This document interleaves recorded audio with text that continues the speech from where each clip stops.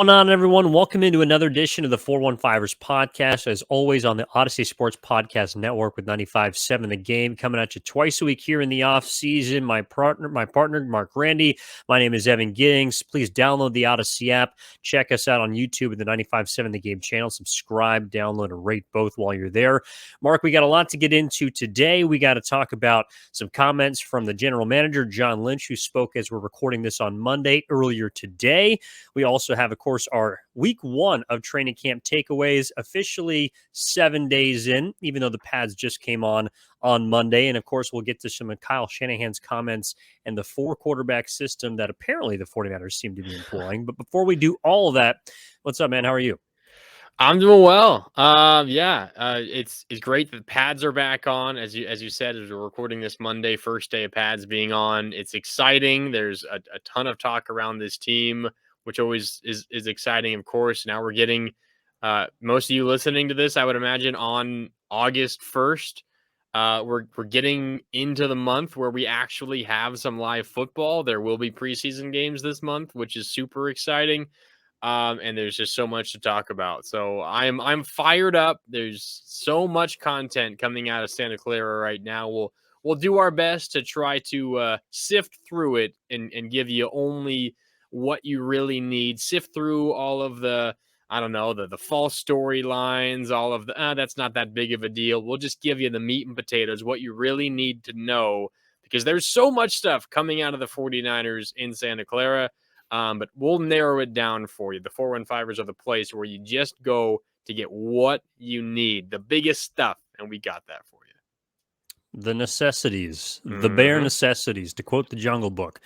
I'm just glad personally, Mark, that all of the news that seems to be coming from 49ers training camp is generally positive. Like, I think that there is some kind of directions that social media, both local as well as national media, is kind of steering it. But it's not like a running back is holding out.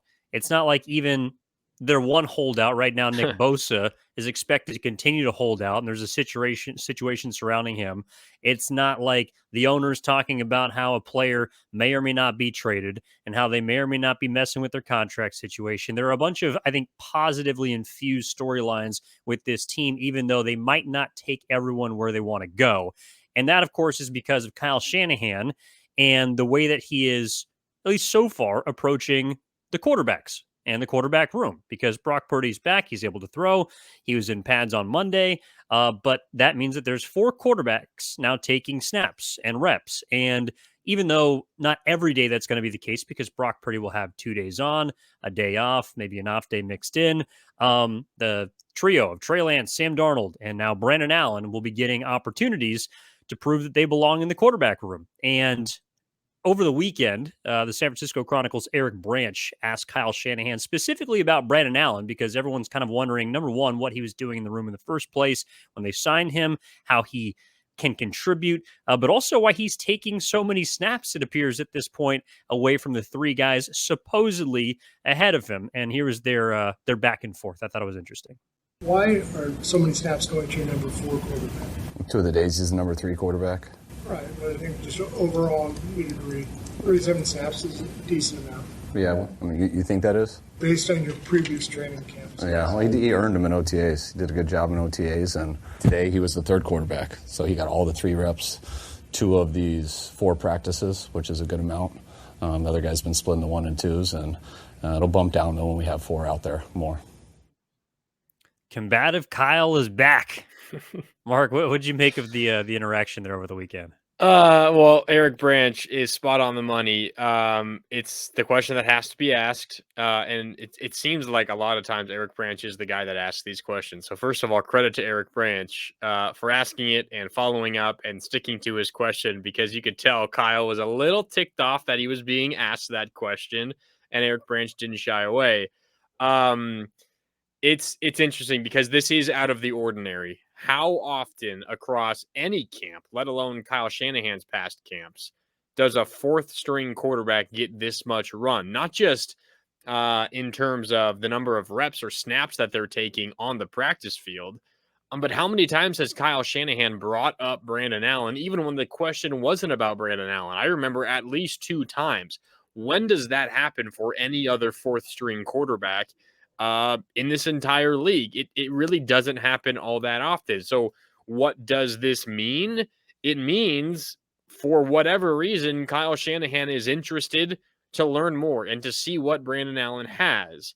Where this really becomes, I'm not sure if an issue is the right word, because Shanahan knows what he's doing, and he's not actively trying to hurt anyone or to I don't know, kill the development of any singular player. But what happens when you do that, when you're giving a lot more reps to your fourth string quarterback than normal? And remember, Brock Purdy was the third string last year. He didn't get nearly this number of reps, and Brandon Allen is the fourth string. So this is out of the ordinary.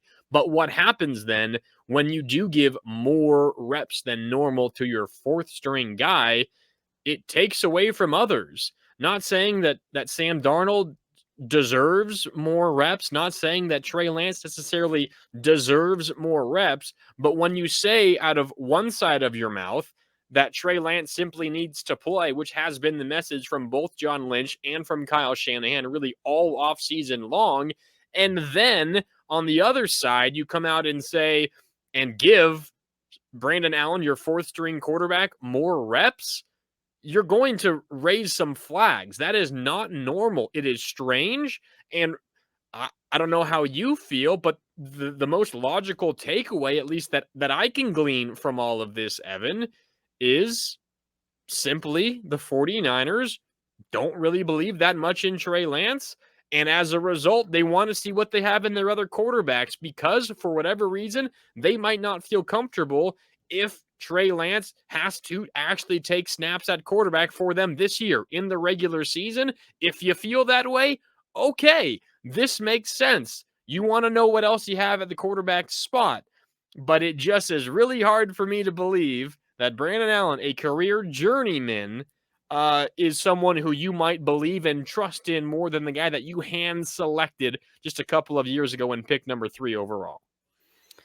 I think you can interpret this a few ways as it applies to both Trey Lance and Sam Darnold. Because if you are an avid supporter of Trey Lance, well, then yes, everything you said, I agree with. He should be getting more opportunity, or every opportunity, that he's going to throw his way, he should try and maximize.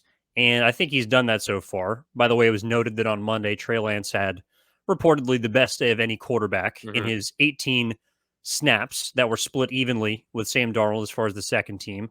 Brock Purdy got every first team rep on Monday, and then Brandon Allen got 7 of the third string snaps. Although I think 3 of them were passes, so the majority of them were runs.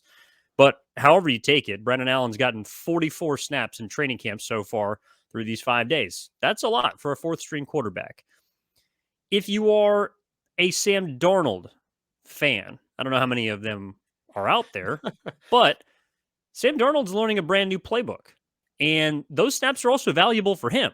So if that's going to be potentially your backup quarterback, or someone that you might expect to play at some point this year, whether he's 2 or 3, well, then you're also in a way kind of hurting your second contingency plan by giving Allen those snaps, because they are very valuable. Kyle Shanahan has discussed the value of practice, and like you mentioned, Brock Purdy maximized his opportunities last year with far less chances than Allen is currently getting, which leads me to kind of the next conclusion that I have, which is maybe this is the Brock Purdy effect. The fact that Kyle Shanahan at this point last year did not know what he had in Brock Purdy, and yet every single time that he was given a chance, it made Kyle Shanahan open his eyes to the point where he told Nate Sudfeld to get on a guaranteed contract to kick rocks, and then felt even more comfortable, as did the rest of the team, it sounded like, when Brock Purdy was thrust into action, because they had already seen it on the practice field. And so maybe Kyle Shanahan is trying to give Brandon Allen the opportunity to prove that, in fact, he does belong. I think it's a little far-fetched. But the other side that I see in this is, at the end of the day, I think Kyle Shanahan is trying to push both Trey Lance and Sam Darnold by giving Brandon Allen opportunities and saying, this is, whether you think it's an open competition or not, this guy is going to be in the mix, and you better prove to me in the few opportunities that you do get that are now lessened by a fourth man in the room that you deserve to have them.